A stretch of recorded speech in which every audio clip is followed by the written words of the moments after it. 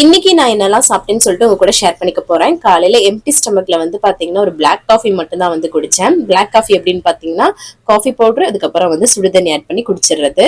அதுக்கப்புறம் காலைல பிரேக்ஃபாஸ்ட்டுக்கு கோதுமையில செஞ்ச சேமியா, அதுக்கப்புறம் பச்சை சட்னி, வதக்காம பச்சையா அரைச்சிட்டு தாளிக்கிறது இந்த சட்னி.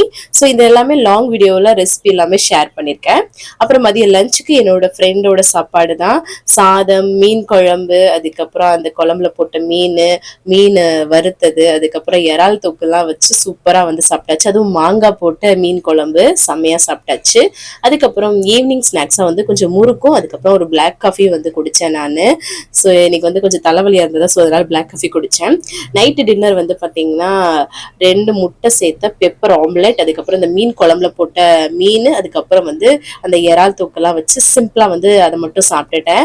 கடைசியா தண்ணி குடிச்சு கம்ப்ளீட் பண்ணிட்டேன். தேங்க்ஸ் ஃபார் வாட்சிங். பாய்.